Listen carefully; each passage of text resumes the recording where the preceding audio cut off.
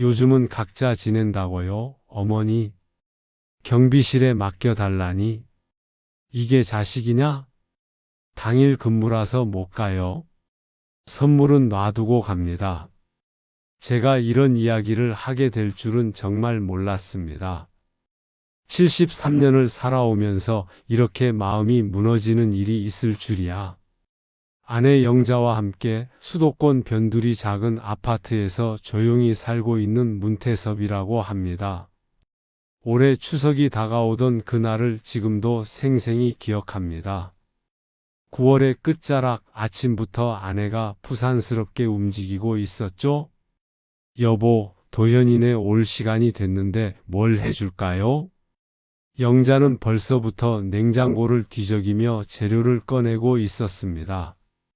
아들 도현이와 며느리 미영이 그리고 6살 손자 소리까지 오랜만에 온 가족이 모이는 날이라니 얼마나 기다렸던지 모릅니다.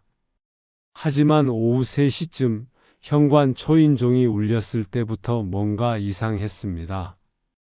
아버지, 어머니 계세요? 도현이의 목소리였는데 평소보다 급하고 어색했어요. 문을 열어보니 도현이 혼자 서 있더군요. 손에는 먼지가 살짝 묻은 선물 세트 하나만 들고 말이에요. 미영이는? 소리는 어디 있니? 아, 그게? 미영이는 차에 있어요. 소리는 감기 기운이 있어서 집에 두고 왔고요. 선물 세트를 현관에 놓더니 도현이가 입을 열었습니다. 아버지, 죄송한데요. 오늘 제가 갑자기 당일 근무에 들어가게 됐어요. 회사에서 급하게 연락이 와서 그래서 명절 차례는 못 지내겠어요. 당일 근무라고요? 명절에 당일 근무가 어디 있습니까? 더욱이 추석 당일도 아니고 그 전날인데 말이에요. 그럼 미영이라도 올라와서 차나 한잔 하고 가지 그래? 아니에요. 미영이는 요즘은 각자 지낸다고 하더라고요.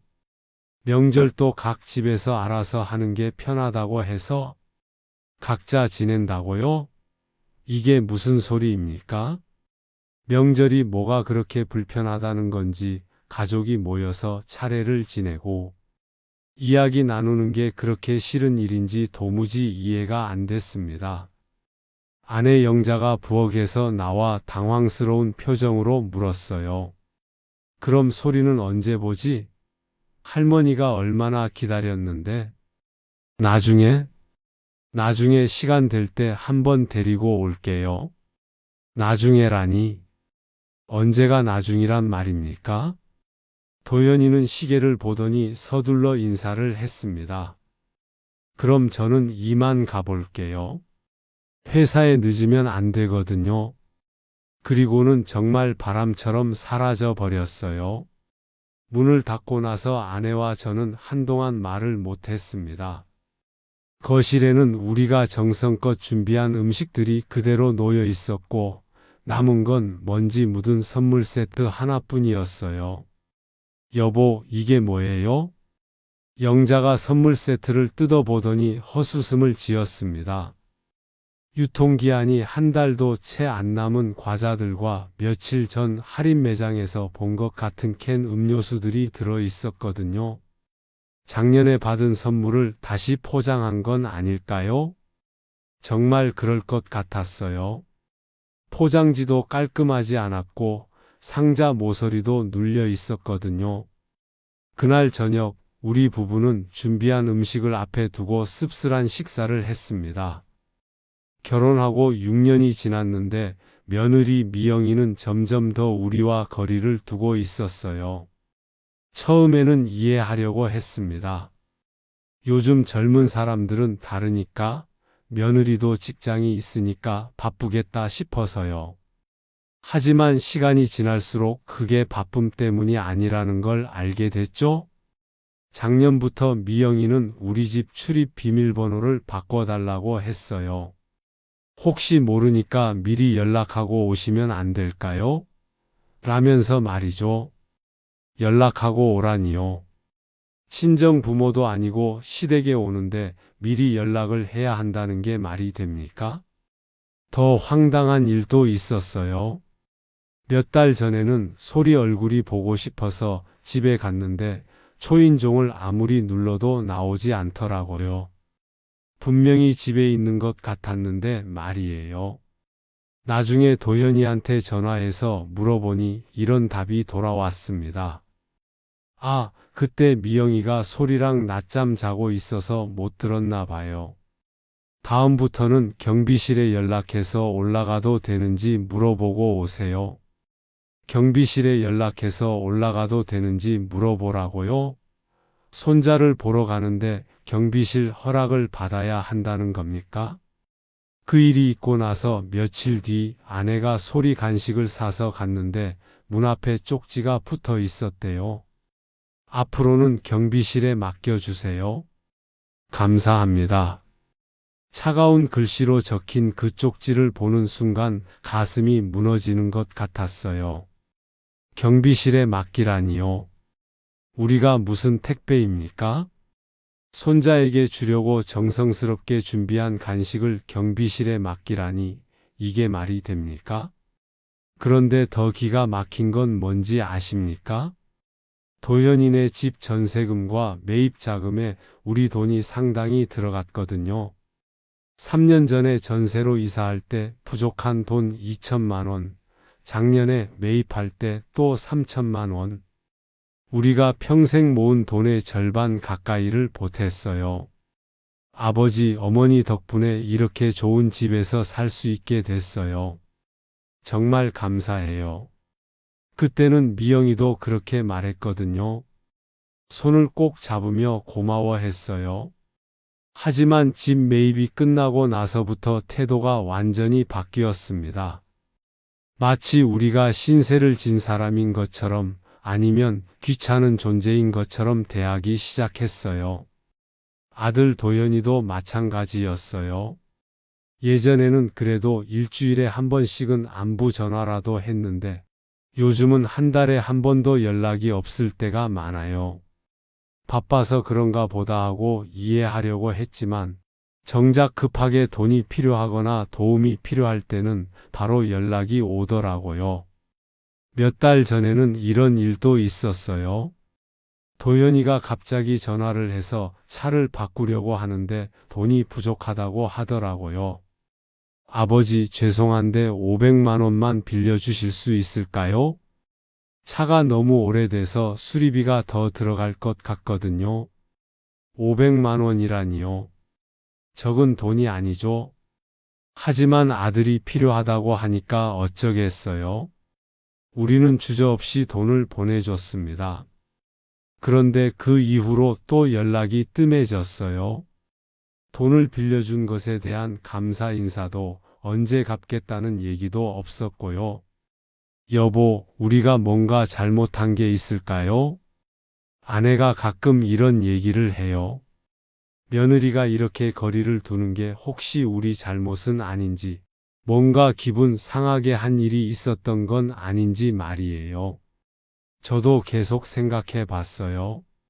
처음 도현이가 미영이를 데려왔을 때부터 지금까지의 일들을 하나하나 떠올려 보며 우리가 실수한 게 있었나 되돌아봤죠. 하지만 아무리 생각해도 딱히 잘못한 게 없어요. 오히려 너무 잘해주려고 했던 것 같은데 말이에요. 신혼 때는 반찬도 자주 해다 주고 소리가 태어나고 나서는 육아용품도 사다 주고 아플 때는 병원에 데려다 주기도 했었거든요. 시어머니가 이렇게 잘해주시면 부담스러워요라고 미영이가 말한 적도 있어요. 그래서 그 후로는 조금 거리를 뒀었는데도 이 지경이 된 거예요. 오늘 추석 앞두고 일어난 일을 생각하니 더 서글퍼집니다. 먼지 묻은 선물 세트 하나 덜렁 놓고 가는 아들, 얼굴도 보여주지 않는 며느리와 손자. 이게 정말 가족입니까? 명절이 뭔지, 가족이 뭔지 모르는 건 아닐 텐데 말이에요. 우리도 젊었을 때가 있었어요. 시집살이 어려웠던 시절도 있었고, 경제적으로 힘들었던 때도 있었죠. 하지만 명절만큼은 온 가족이 모여서 조상님께 차례를 지내고 서로 안부를 묻고 아이들에게 용돈도 주고 그랬거든요.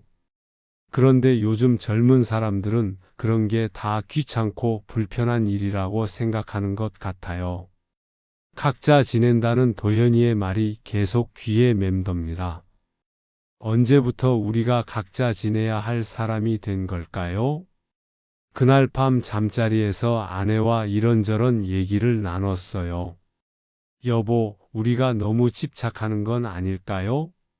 젊은 사람들은 젊은 사람들 나름대로 사는 방식이 있는데 우리가 자꾸 간섭하고 끼어드는 건 아닐까 싶어서요. 그렇게 생각할 수도 있겠지만 저도 확신이 서지 않더라고요. 하지만 한 가지는 분명해요. 우리는 그들을 귀찮게 하려고 한 적이 없어요. 그냥 가족이니까, 할아버지 할머니니까, 손자가 보고 싶고 아들 며느리가 잘 사는지 궁금했을 뿐이에요. 그런 마음이 이렇게 부담스럽고 귀찮은 일이었나 싶으니 서글프기 그지없습니다. 내일부터는 연락도 좀 줄이고 찾아가는 것도 자제해 봅시다. 아내의 말에 고개를 끄덕였지만 마음은 편하지 않았어요. 이렇게 되는 게 과연 옳은 일일까요? 그 추석 이후로 며칠이 지났지만 마음이 계속 무거웠습니다. 아내 영자도 마찬가지였어요. 평소보다 말수가 줄어들고 가끔 멍하니 창밖을 바라보곤 했거든요. 여보, 소리 얼굴이라도 보러 갈까요? 결국 일주일이 지나서 영자가 먼저 입을 열었어요. 손자에 대한 그리움을 더 이상 참을 수 없었던 거죠. 그래요. 가봅시다. 그래도 우리 손자인데 도현이네 아파트까지는 지하철로 1시간 정도 걸려요. 예전에는 한 달에 2~3번씩 갔었는데 요즘은 몇 달에 한 번 가기도 어려워졌어요. 가도 제대로 만나기 어렵고 갈 때마다 눈치를 봐야 하니까 발걸음이 무거워지더라고요. 아파트 단지에 도착해서 먼저 경비실에 들렀어요. 미영이가 그러라고 했으니까요. 마음에는 안 들었지만 트러블을 만들고 싶지는 않았거든요. 안녕하세요. 1204호 문도현 씨 댁에 가려고 하는데요. 연락 좀 해주실 수 있나요? 경비원 아저씨가 전화를 걸어 주시더라고요. 여보세요? 1204호 문도현 씨 댁 맞나요? 부모님이 오셨는데. 네? 아, 그러세요? 경비원 아저씨의 표정이 조금 이상해지더라고요. 죄송한데요. 지금 안 계신다고 하네요. 외출 중이라고. 외출 중이라고요? 분명히 주말 오후라서 집에 있을 거라고 생각했는데 말이에요. 그럼 언제 돌아오시는지 물어봐 주세요. 언제 돌아오시냐고 하는데 잘 모르겠다고 하시네요. 아내와 저는 허탈한 마음으로 집으로 돌아올 수밖에 없었어요. 1시간이나 걸려서 갔는데 얼굴도 못 보고 돌아오는 길이 얼마나 쓸쓸하던지요. 집에 와서 도현이한테 전화를 걸었어요. 도현아, 아까 집에 갔었는데 없더라? 아, 그게? 갑자기 소리 학원에 데려다 줘야 해서 나갔었어요. 미리 연락 안 해주셔서 몰랐네요. 미리 연락을 안 해서 몰랐다고요? 예전에는 그냥 가도 괜찮았는데 언제부터 미리 연락을 해야 하는 규칙이 생긴 건지요. 그럼 다음에 언제 갈까? 미리 말해줄게. 요즘 좀 바빠서요. 미영이도 회사 일이 많고 소리도 학원이 많아서 나중에 저희가 연락드릴게요. 나중에 연락한다더니 그 연락이 언제 올지 모르겠더라고요. 그런 일이 한두 번이 아니었어요. 명절이 지나고 나서 몇 달 동안 손자 얼굴을 제대로 본 게 한 번뿐이었거든요. 그나마 그때도 우연히 마트에서 만났던 거예요. 영자가 장을 보다가 소리를 발견하고 얼마나 반가워했는지 몰라요. 소라, 할머니와 소리도 처음에는 반갑게 달려오더라고요.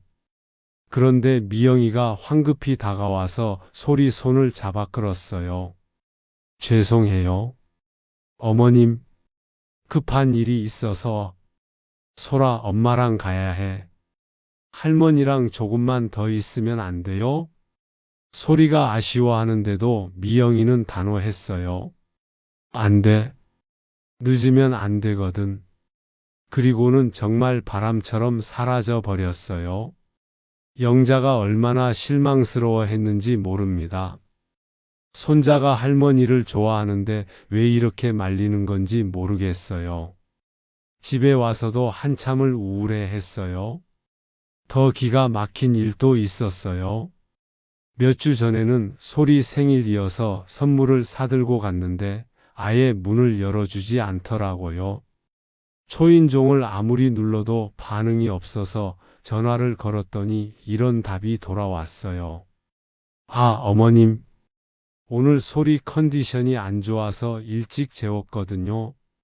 선물은 경비실에 맡겨주시면 제가 나중에 받을게요. 경비실에 맡기라고요.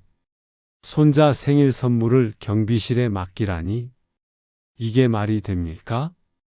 그럼 소리한테 생일 축하한다고 전해주세요. 네, 알겠습니다. 목소리도 차가웠어요. 마치 빨리 전화를 끊고 싶다는 듯이 말이에요. 그날 밤 잠자리에서 영자가 울먹이며 말했어요.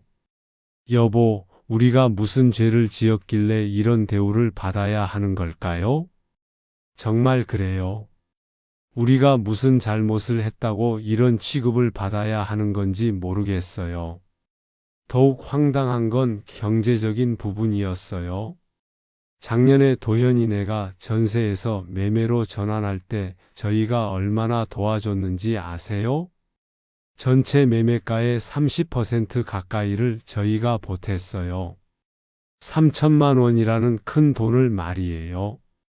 저희가 평생 모은 적금을 해지해서라도 도와줬거든요.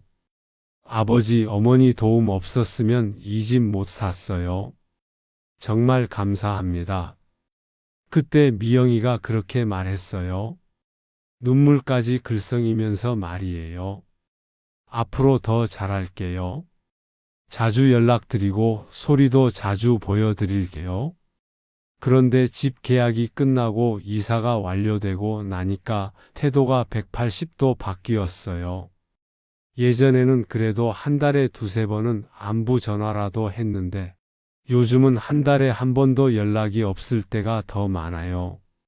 오히려 우리가 전화하면 귀찮아하는 기색이 역력해요. 어머님, 무슨 일 있으세요? 아니야, 그냥 안부 궁금해서. 아, 네. 저희는 잘 있어요. 그럼 대화를 빨리 끝내려고 하는 게 느껴져요. 하지만 도움이 필요할 때는 연락이 금방 와요.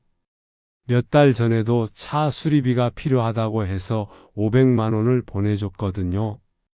그때는 연락이 얼마나 빨랐는지 몰라요. 아버지, 급한 일이 생겨서 그러는데 도와주실 수 있을까요? 돈 얘기할 때만 목소리가 간절해져요. 그런데 돈을 보내주고 나면 또 연락이 뜸해집니다. 고마워한다는 말도 언제 갚겠다는 얘기도 없어요.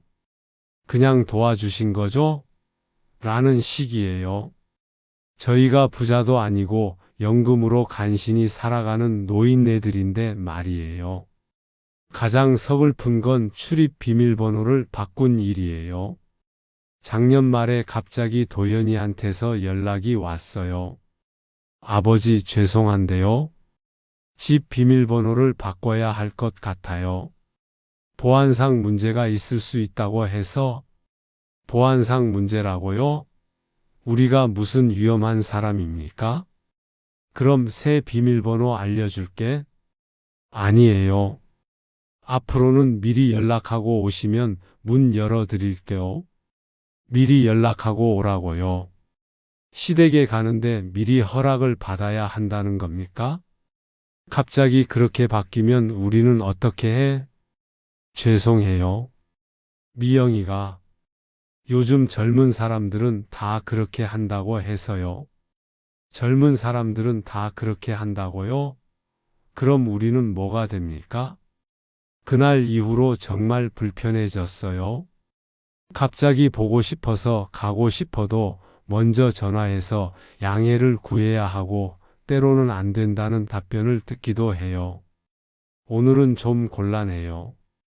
집 청소하는 날이라서 오늘 소리 친구들 와서 놀고 있어서 핑계는 얼마든지 있더라고요. 예전에는 그냥 가서 초인종 누르면 어머님, 아버님 오셨어요? 하며 반갑게 맞아줬는데 말이에요. 이제는 우리가 무슨 남남이 된 것 같아요. 며느리한테서 온 문자 메시지들도 점점 차가워졌어요. 번거로우시겠지만 앞으로는 경비실에 연락 후 올라와 주세요. 소리 감기 기운이 있어서 당분간 만나기 어려울 것 같아요. 요즘 바빠서 연락 못 드려 죄송해요. 나중에 시간 되면 연락드릴게요. 나중에 시간 되면이라 언제가 나중인지 모르겠어요. 6년 전 결혼 초기만 해도 이렇지 않았어요. 그때는 미영이도 우리를 편하게 대했고 자주 와서 이런저런 얘기도 나누곤 했거든요. 어머님, 회사에서 이런 일이 있었어요. 아버님, 소리가 오늘 이런 말을 하더라고요. 그런 소소한 일상 얘기들을 나누며 가족 같은 분위기였는데 말이에요. 언제부터 이렇게 바뀌었을까요? 아무리 생각해봐도 집을 사고 나서부터인 것 같아요. 우리 도움으로 집도 샀고 차도 바꿨고 경제적으로 안정이 되니까 이제 우리가 필요 없어진 건 아닐까요? 아니면 우리가 부담스러운 존재가 된 걸까요? 여보, 우리가 너무 자주 연락하고 찾아가서 그런 걸까요? 영자가 자꾸 자책을 해요. 하지만 우리가 뭘 그렇게 많이 했나요? 손자가 보고 싶어서 아들, 며느리가 잘 사는지 궁금해서 가끔 연락하고 찾아간 게 전부인데 말이에요. 이게 그렇게 큰 잘못입니까? 요즘은 전화를 걸까 말까 고민하는 일이 많아져요. 혹시 또 귀찮게 하는 건 아닌지, 바쁜데 방해하는 건 아닌지 걱정되거든요. 이런 마음으로 살아야 하는 게 할아버지 할머니의 숙명인가 싶어 씁쓸합니다. 그날은 평범한 목요일 오후였습니다. 영자는 동네 친구들과 만나러 나갔고 저는 집에서 혼자 TV를 보고 있었어요. 요즘 들어 집에 혼자 있는 시간이 많아졌거든요. 예전처럼 자주 나들이를 하지도 않게 되고 만날 사람도 별로 없어져서 말이에요. 집 전화기가 울렸습니다. 발신자 표시를 보니 도현이 번호더라고요. 오랜만에 아들한테서 온 전화라 반가웠어요. 여보세요? 그런데 이상했어요. 평소 같으면 아버지라고 먼저 인사를 하는데 이번에는 아무 소리가 없더라고요. 도현아? 여전히 대답이 없었어요. 혹시 전화가 잘못 연결된 건가 싶어서 끊으려고 하는데 희미하게 목소리가 들렸어요. 그러니까 이번 추석에는 해외여행 가자고 그랬잖아. 미영이 목소리였어요. 아, 실수로 전화가 걸렸나 보다 싶었죠? 끊으려고 하는데 도연이 목소리가 들렸어요. 그래도 부모님한테 인사는 해야 하는 거 아니야? 인사는 무슨? 작년에도 그렇고 올해도 그렇고 명절 때마다 우리 눈치 보는 거 지겨워 죽겠어? 저는 깜짝 놀랐어요. 미영이가 이런 말을 하다니. 그래도 아직 실수로 걸린 전화려니 생각하고 끊으려고 했는데 계속 대화가 들려왔어요. 그러면 어떻게 해? 아예 안 갈 수는 없잖아. 가기는 가되 대충 얼굴만 비치고 와. 선물도 적당히 사서 주고, 어차피 뭘 줘도 좋아하시잖아. 적당히 사서 준다고요? 어차피 뭘 줘도 좋아한다고요? 그때서야 깨달았어요. 이게 실수로 걸린 전화가 아니라는 걸 말이에요. 우리 집 전화기는 오래된 기종이라 가끔 자동으로 녹음이 되는 기능이 있거든요. 아마 그 기능이 작동해서 이전에 걸려온 전화가 녹음됐다가 재생되는 것 같았어요. 하지만 들리는 내용이 너무 충격적이어서 전화를 끊을 수가 없었어요. 그리고 돌아와서는 40평대 이사 얘기 꺼내자. 지금 집이 너무 좁다고 하면서 또 돈 달라고, 이번에는 얼마나 달라고 할 건데 2천만 원 정도, 요즘 집값이 많이 올랐다고 하면서, 그리고 차도 바꿔야 한다고 하고, 차까지 작년에 수리비 준 게 얼마인데 그건 수리비고 이번에는 아예 새 차로 바꾸는 거야. 외제차로. 외제차라고요? 지금도 멀쩡한 차를 타고 다니는데 외제차로 바꾼다고요? 그럼 또 얼마나 들어갈 것 같은데? 1,000만 원 정도? 차 가격에서 지금 차값 빼면 그 정도 할 거야. 그러니까 집 이사에 2천만 원, 차 교체에 1,000만 원, 총 3천만 원을 달라고 할 계획이었던 거예요. 그런데 과연 주실까? 벌써 작년에 집 살 때도 많이 드렸는데. 주시죠 뭐. 불쌍한 척하면. 우리가 힘들다고, 소리 교육비도 많이 들어간다고 그러면 안 주실 리 없어요. 불쌍한 척하면 준다고요? 우리를 뭘로 보는 거예요? 그런데 소리 교육비는 정말 많이 들어가잖아. 그거는 거짓말이 아니고. 그렇긴 하지만 어쨌든 부모님 돈 쓰는 거잖아. 우리 돈 아끼려면 어쩔 수 없지? 부모님 돈 쓰는 거라고요? 우리 돈 아끼려면 어쩔 수 없다고요? 제 손이 덜덜 떨리기 시작했어요. 이럴 수가 있나 싶어서 말이에요. 그런데 요즘 너무 자주 오시는 거 아니야? 지난달에도 2번이나 오셨잖아. 그러게. 나도 그것 때문에 스트레스 받아 죽겠어. 특히 어머님이 소리한테 집착하시는 게 너무 부담스러워. 집착한다고요? 할머니가 손자 보고 싶어 하는 게 집착입니까? 그러면 어떻게 해? 아예 오지 말라고 할 수는 없고, 그러니까 적당히 거리 두는 거지. 비밀번호도 바꾸고 미리 연락하고 오시라고 하고, 그러면 자연스럽게 발걸음이 뜸해질 거야. 비밀번호를 바꾼 것도 미리 연락하라고 한 것도 모두 계획된 일이었던 거예요. 우리가 자주 오지 못하게 하려고 말이에요. 그리고 전화도 너무 자주 하시잖아. 일주일에 2~3번씩? 맞아? 할 얘기도 별로 없는데 맨날 똑같은 소리만 하시고, 소리 잘 크냐, 뭐 먹고 사냐, 어디 아픈 데 없냐? 지겨워 죽겠어? 똑같은 소리라고요? 지겹다고요? 가족 안부를 묻는 게 그렇게 지겨운 일입니까? 그러면 전화도 적당히 피하자. 바쁘다고 하고. 그래야겠어? 그리고 소리도 너무 자주 보여드리지 말고. 한 달에 1번 정도? 그것도 짧게? 한 달에 1번, 그것도 짧게라니요.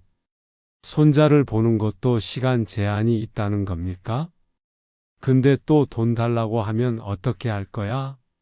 소리 교육비 때문에 힘들다고 하면 또 주실 것 같은데. 당연히 받아야죠. 우리가 바보야? 주신다는데 안 받을 이유가 있어? 그런데 나중에 갚으라고 하시면 갚으라고 안 하실걸요? 지금까지 한 번도 갚으라고 안 하셨잖아요. 그냥 도와주는 거라고 생각하시는 것 같은데. 도와주는 거라고 생각한다고요? 우리가 그렇게 호락호락해 보였나요? 그리고 진짜 갚으라고 하셔도 나중에 상속받을 돈인데 뭐 미리 받는 거라고 생각하면 되잖아. 상속받을 돈이라고요? 미리 받는 거라고요? 이게 정말 우리 아들이 하는 말입니까? 아무튼 이번 추석에는 해외여행 가고 돌아와서 이사랑 차 얘기 꺼내자. 그리고 평소에는 적당히 거리 두고. 알겠어? 그런데 혹시 들키면 어떻게 해? 뭘 들켜? 우리가 뭔가 잘못한 거라도 있어? 그냥 젊은 사람들은 바쁘게 산다고 하면 되지. 잘못한 게 없다고요? 이 모든 게 잘못이 아니라고요? 그리고 소리한테는 할아버지 할머니 얘기 별로 하지 말자. 자꾸 보고 싶어 한다고 보채면 귀찮잖아. 소리한테 우리 얘기를 하지 말라고요? 할아버지 할머니를 잊게 만들겠다는 건가요? 전화가 끊어졌어요. 저는 한동안 그 자리에 멍하니 앉아 있었습니다. 방금 들은 게 진짜일까, 꿈일까 싶어서 말이에요. 하지만 녹음된 내용을 다시 들어보니 모든 게 현실이었어요. 우리 아들과 며느리가 우리를 어떻게 생각하고 있는지, 어떤 계획을 세우고 있는지 적나라하게 드러났거든요. 손이 너무 떨려서 물도 제대로 마실 수 없었어요. 가슴이 쿵쾅쿵쾅 뛰고 머리가 어질어질했어요. 이럴 수가 있나? 이럴 수가. 같은 말만 계속 중얼거렸어요. 우리가 그들에게 그런 존재였나요? 돈만 뜯어낼 수 있는 호구? 귀찮고 부담스러운 늙은이들? 추석에 해외여행을 간다는 것도 당일 근무라는 핑계도 먼지 묻은 선물도 모두 계획된 일이었던 거예요.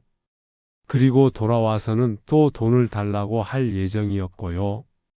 불쌍한 척하면서 말이에요. 비밀번호를 바꾼 것도, 미리 연락하라고 한 것도, 전화를 피하는 것도, 소리를 자주 못 보게 하는 것도 모두 우리를 멀리하기 위한 작전이었던 거예요. 가장 충격적인 건 상속 얘기였어요. 우리가 도와준 돈을 미리 받는 상속금이라고 생각한다니요. 그럼 우리는 언제 죽기를 기다리고 있다는 건가요? 영자가 집에 돌아왔을 때 저는 소파에 그대로 앉아 있었어요. 여보, 왜 그렇게 안색이 안 좋아요? 어디 아파요? 아파요? 네, 아픕니다. 마음이 너무 아파서 숨쉬기도 어려워요. 영자야, 앉아봐. 중요한 얘기가 있어? 저는 아내에게 방금 들은 녹음 내용을 들려줬어요. 처음에는 믿지 못하던 영자도 녹음을 직접 듣고 나서는 말을 잇지 못했어요. 이럴 수가 있나요? 영자의 눈에서 눈물이 주르륵 흘러내렸어요. 우리가 뭘 그렇게 잘못했다고. 저도 눈물이 났어요. 73년을 살면서 이렇게 배신감을 느껴본 적이 없었거든요. 그럼 지금까지 우리가 한 모든 게 헛된 일이었다는 거예요? 집 사는데 도운 3천만 원, 차 수리비로 준 500만 원, 그동안 명절 때마다 준 용돈들, 소리 학용품 사준 것들, 모든 게 당연하게 받을 수 있는 돈이라고 생각했던 거예요. 그리고 우리를 이렇게 피하고 있었다니? 소리와도 만나지 못하게 하는 이유가 있었던 거예요. 할아버지 할머니에 대한 기억을 지우려고 했던 거죠. 여보, 이제 어떻게 해야 하죠? 정말 어떻게 해야 할지 모르겠어요. 이런 상황에서 어떤 부모가 어떻게 행동해야 하는 건지 말이에요. 모른 척하고 지낼 수도 없고, 그렇다고 당장 따져 물을 수도 없고, 하지만 한 가지는 확실했어요. 더 이상 예전처럼 살 수는 없다는 건 말이에요. 우리를 이용만 하려는 사람들에게 계속 이용당할 수는 없잖아요. 그날 밤 잠을 이룰 수 없었어요. 녹음된 내용이 계속 머릿속에서 맴돌았거든요. 불쌍한 척하면 줄 거예요. 상속받을 돈을 미리 받는 거죠. 적당히 거리 두는 거예요. 이런 말들이 귓가에서 떠나지 않았어요. 다음 날 아침 영자가 말했어요. 여보, 이제 우리도 계획을 세워야 하는 것 같아요. 계획이라고요? 우리만 당하고 살 수는 없잖아요. 저쪽에서 작전이 있다면 우리도 작전이 있어야죠. 영자의 눈에서 지금까지 본 적 없는 단호함이 보였어요. 그래요. 이제는 우리도 뭔가 해야 할 때인 것 같아요. 그 충격적인 녹음을 들은 지 일주일이 지났습니다. 그동안 아내 영자와 저는 많은 대화를 나눴어요. 화가 나기도 하고 서글프기도 하고 때로는 우리가 너무 예민하게 반응하는 건 아닌가 싶기도 했죠. 하지만 결론은 하나였어요. 더 이상 당하고만 살 수는 없다는 것. 여보, 우리도 이제 똑똑해져야 해요. 영자가 말했을 때 저도 동감했어요. 73년을 살면서 이런 일을 당할 줄은 몰랐지만 당했으니 대응을 해야죠. 며칠 후 도현이한테서 전화가 왔어요. 예상했던 대로였죠. 아버지 안녕하세요? 목소리가 평소보다 밝더라고요. 뭔가 부탁할 일이 있을 때의 그 톤이었어요. 응, 도현아. 잘 지내고 있지? 네, 저희는 잘 지내고 있어요. 그런데 아버지, 말씀드릴 게 있어서 전화드렸어요. 뭔데? 이번에 집을 좀 더 큰 곳으로 옮기려고 하거든요. 소리도 크고 있고 지금 집이 좀 좁아서요. 녹음에서 들었던 그대로였어요. 40평대 이사 계획 말이죠. 아, 그래? 지금 집도 좋던데. 네, 나쁘지는 않은데요. 소리 공부방도 따로 만들어줘야 하고 미영이 재택근무 공간도 필요하고 해서요. 그럴듯한 이유들을 대더라고요. 그런데 문제는 지금 집값이 많이 올라서 차액이 꽤 나거든요. 얼마나? 한 2천만 원 정도요. 죄송한데 도와주실 수 있을까요? 녹음에서 들었던 금액과 정확히 일치했어요. 그때 저는 연기를 시작했습니다.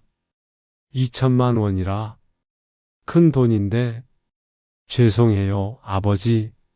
하지만 소리 교육 때문에 어쩔 수 없어서요. 요즘 교육비가 얼마나 많이 드는지. 그래.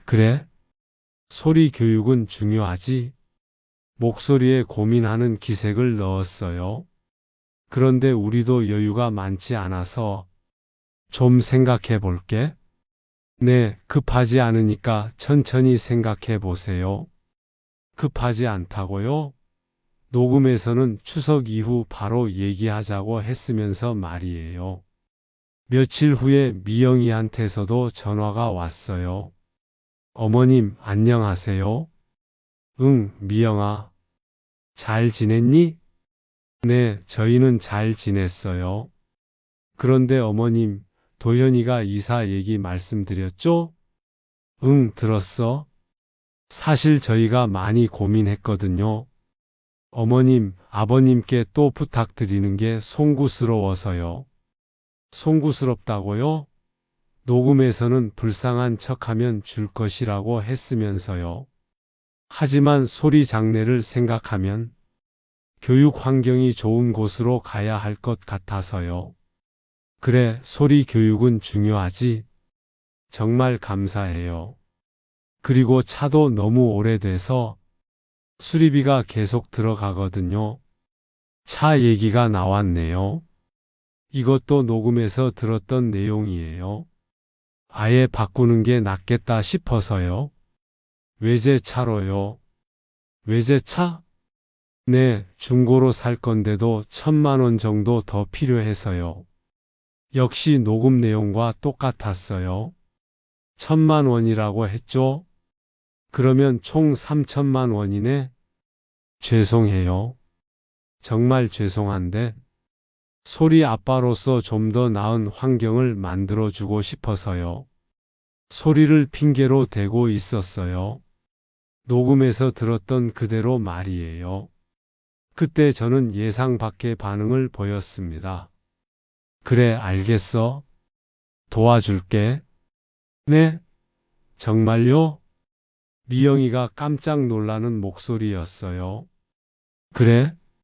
소리 교육도 중요하고 너희들이 좀 더 좋은 환경에서 살았으면 좋겠어. 어머님, 정말 감사해요.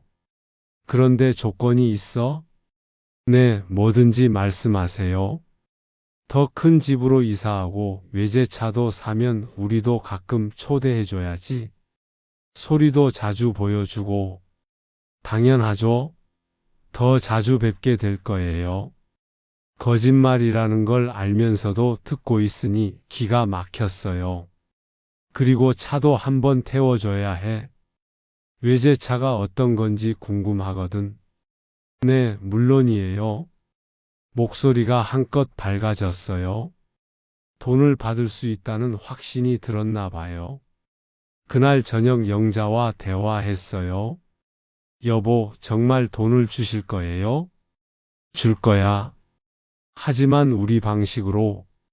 우리 방식이요? 기다려봐. 추석이 얼마 안 남았어?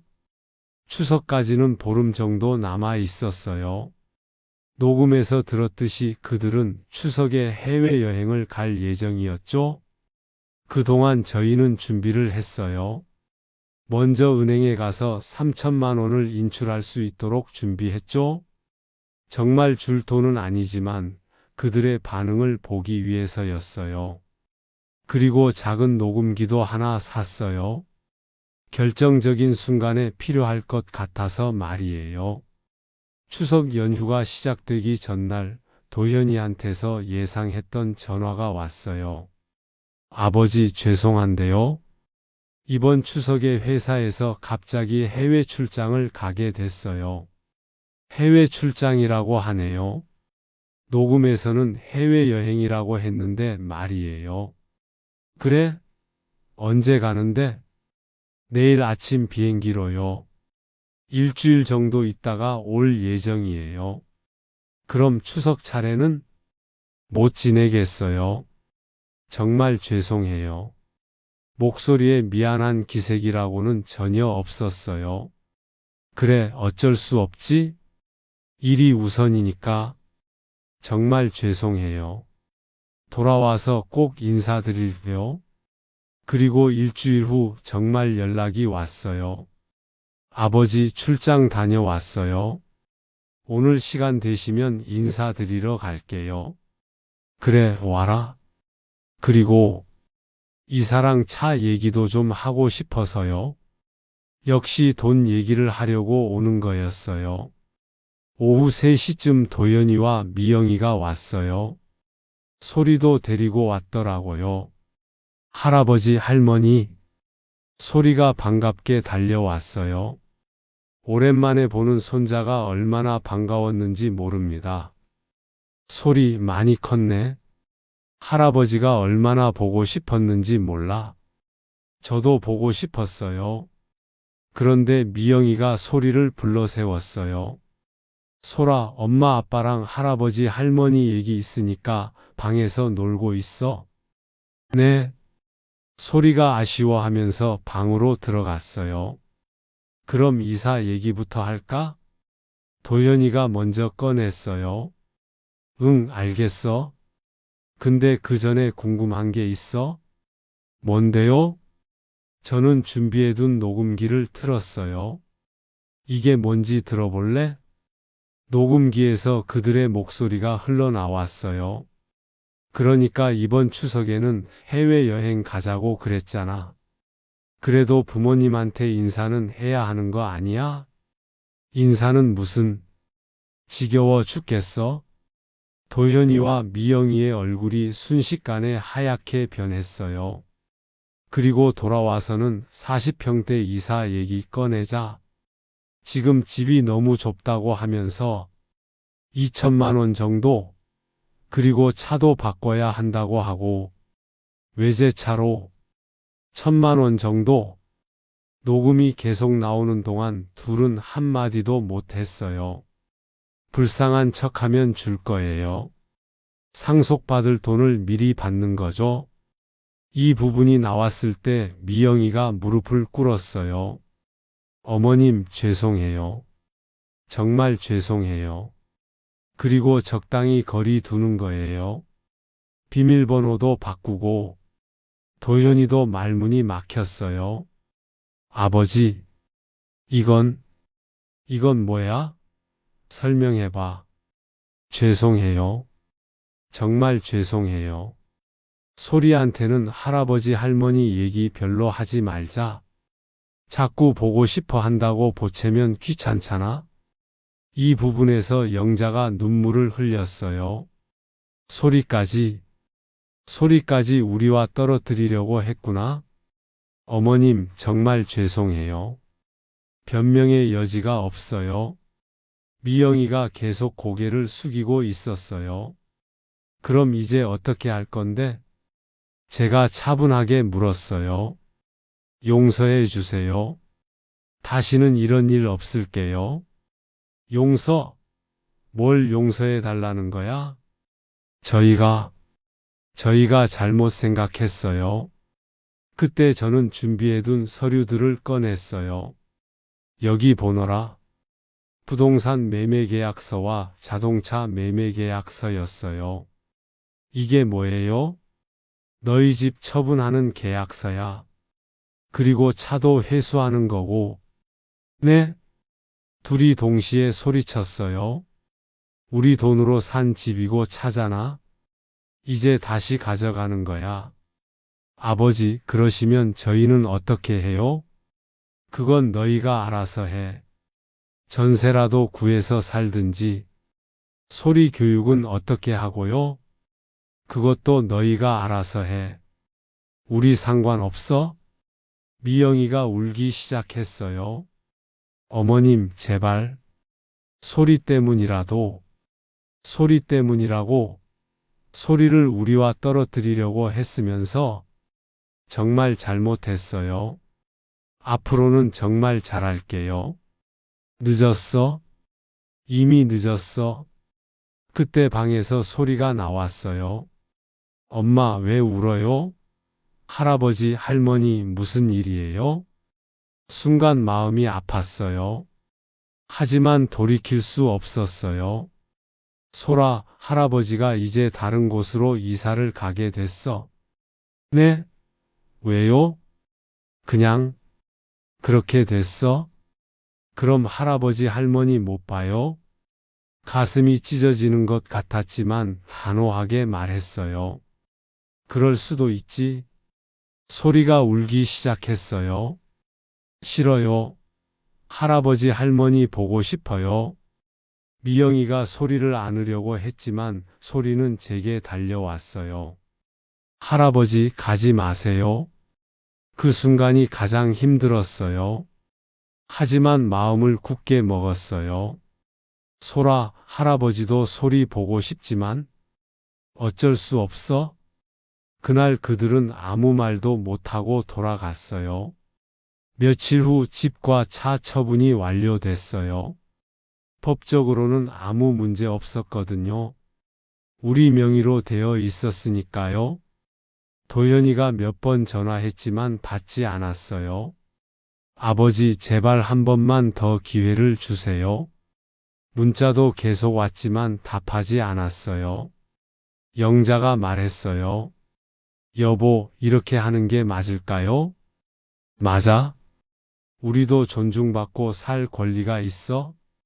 그렇지만 소리는 어쩔 수 없어? 가장 아픈 부분이었지만 받아들여야 했어요. 이제 우리는 자유로워졌어요. 더 이상 누구의 눈치도 보지 않고 이용당하지도 않는 삶을 살게 됐죠? 물론 쉽지 않아요. 특히 손자 생각이 날 때면 마음이 아프죠? 하지만 후회하지는 않아요. 우리도 인간으로서의 존엄을 지킬 권리가 있으니까요. 그로부터 6개월이 지났습니다. 아침에 일어나서 창문을 열고 바라보는 풍경이 예전과는 달라 보여요. 같은 아파트, 같은 동네인데도 왠지 더 밝고 자유로운 느낌이 들거든요. 영자도 많이 변했어요. 예전에는 하루에 몇 번씩 핸드폰을 들여다보며 혹시 도현이한테서 연락이 왔나 확인하곤 했는데 이제는 그런 모습을 볼 수 없어요. 오히려 동네 친구들과 만나는 횟수가 늘어났고 새로운 취미 생활도 시작했어요. 여보, 오늘 문화센터에서 서예 배우기로 했어요. 그래? 좋네. 이제 우리도 우리 인생을 살아야죠. 맞는 말이에요. 우리도 우리 인생이 있어요. 물론 처음에는 쉽지 않았어요. 특히 소리 생각이 날 때면 마음이 무너지는 것 같았거든요. 6살 손자가 할아버지 가지 마세요. 라고 울며 매달리던 모습이 밤마다 꿈에 나타났어요. 여보, 우리가 너무 냉정했던 건 아닐까요? 영자가 그런 말을 할 때마다 저도 흔들렸어요. 하지만 그럴 때마다 그 녹음을 다시 들어봤죠. 상속받을 돈을 미리 받는 거죠. 불쌍한 척하면 줄 거예요. 소리한테는 할아버지 할머니 얘기 별로 하지 말자. 그러면 다시 마음이 단단해졌어요. 우리가 잘못한 게 아니라는 걸 확인할 수 있었거든요. 한 달 후쯤 도연이가 직접 찾아왔어요. 초인종이 울렸는데 인터폰 화면을 보니 도현이가 서 있더라고요. 많이 초라해진 모습이었어요. 예전에 입던 깔끔한 정장 대신 구겨진 셔츠를 입고 있었고 얼굴도 많이 상해 보였어요. 아버지, 문 좀 열어주세요. 한동안 망설였어요. 하지만 영자가 말했어요. 그래도 우리 아들인데 한번 들어보죠. 문을 열어줬더니 도현이가 들어와서 바로 무릎을 꿇었어요. 아버지, 어머니 정말 죄송합니다. 뭐가 죄송하다는 거야? 제가 정말 잘못했어요. 변명의 여지가 없어요. 목소리가 떨리고 있었어요. 지금 어떻게 살고 있는데? 전세 구해서 살고 있어요. 보증금이 부족해서 월세가 좀 많이 나가고 있어요. 미영이는 친정으로 갔어요. 소리랑 같이. 이혼했다는 얘기야? 아직은 아니지만 아마 그렇게 될 것 같아요. 예상했던 일이에요. 경제적 기반이 무너지니까 관계도 무너진 거죠. 소리는 잘 지내고 있어? 영자가 가장 궁금해하던 부분이었어요. 네, 소리는 괜찮아요. 그런데 소리가 자꾸 할아버지 할머니 보고 싶다고 해서 가슴이 아팠어요. 하지만 마음을 굳게 먹었어요. 그건 우리가 어떻게 할 수 없는 일이야. 아버지, 제발 한 번만 더 기회를 주세요. 정말 달라질게요. 달라진다고? 뭐가 달라진다는 거야? 앞으로는 절대 부모님을 이용하려고 하지 않을게요. 정말 효도하며 살게요. 효도? 저는 웃음이 나왔어요. 도연아, 효도가 뭔지 아니? 네? 효도는 부모를 이용해서 돈을 뜯어내는 게 아니야. 부모를 존중하고 사랑하고 함께 시간을 보내는 거야. 알고 있어요. 알고 있다고? 그럼 왜 그렇게 살았어? 도연이가 말문이 막혔어요. 우리가 돈을 줄 때는 받아놓고 평소에는 우리를 피하고 손자도 못 보게 하고. 이게 효도야? 죄송해요. 정말 죄송해요. 미안하다고 해서 되는 일이 아니야. 그럼 어떻게 해야 해요? 어떻게 하긴. 이제 너희 인생이니까 너희가 알아서 살아. 아버지, 우리는 우리대로 살 거야. 더 이상 너희한테 휘둘리면서 살지 않을 거고, 그날 도연이는 2시간 넘게 있으면서 용서해 달라고 했지만 저희 마음은 바뀌지 않았어요. 마지막에 도연이가 물었어요. 그럼 정말 저희와는 연을 끊으시겠다는 건가요? 연을 끊는다기보다는 거리를 두는 거야. 거리를요? 너희가 우리한테 했던 것처럼 말이야. 도연이의 얼굴이 하얗게 변했어요. 그 기분이 어떤지 이제 알겠지? 그 이후로 도연이는 한 달에 한 번씩 찾아와요. 처음에는 용서해달라고 했지만 요즘에는 그냥 안부만 묻고 가죠. 부모님 건강하시죠? 응. 뭔가 필요한 건 없으세요? 없어? 그럼 저는 이만. 그래? 예전처럼 정겨운 대화는 없어요. 하지만 그게 맞는 것 같아요. 적어도 서로 상처 주지 않는 선에서 지내는 거죠. 가끔 영자가 말해요. 그래도 우리 손자인데 소리 얘기가 나올 때마다 마음이 아픕니다. 하지만 어쩔 수 없어요. 소리를 보려면 미영이와도 관계를 회복해야 하는데 그건 불가능해 보이거든요. 미영이는 한 번도 사과하러 오지 않았어요. 도현이 말로는 미영이도 후회하고 있다고 하지만 직접 나타나지 않는 이상 믿을 수 없어요. 그 대신 우리는 새로운 관계들을 만들어가고 있어요. 동네에 혼자 사시는 할머니가 있어요. 자식들이 다 외국에 살고 있어서 명절에도 혼자 지내시거든요. 작년 추석 때 우리가 초대해서 함께 차례를 지냈어요.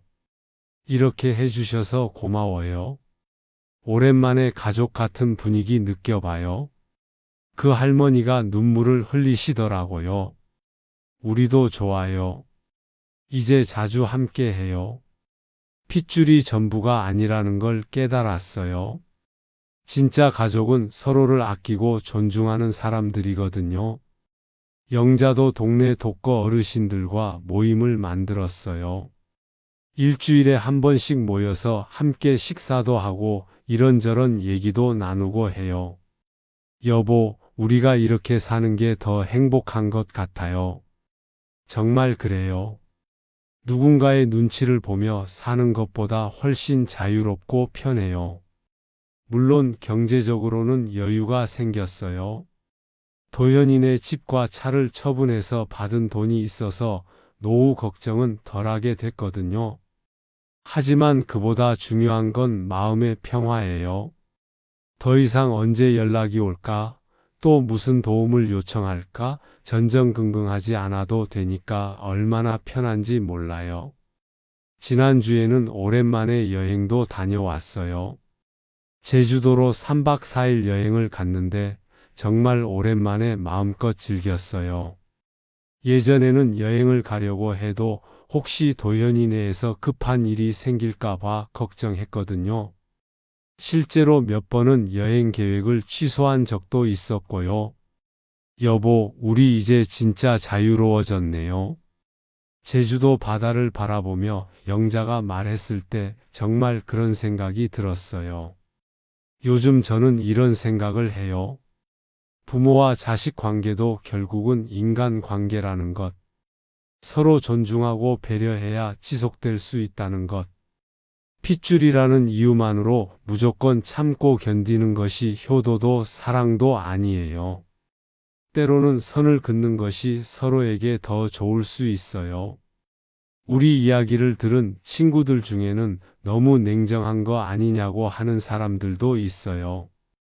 그래도 자식인데, 손자는 죄가 없잖아. 그런 말들을 들을 때마다 마음이 흔들리기도 해요. 하지만 그럴 때마다 다시 생각해 봐요. 우리가 그들에게 어떤 대우를 받았는지, 얼마나 무시당하고 이용당했는지 말이에요.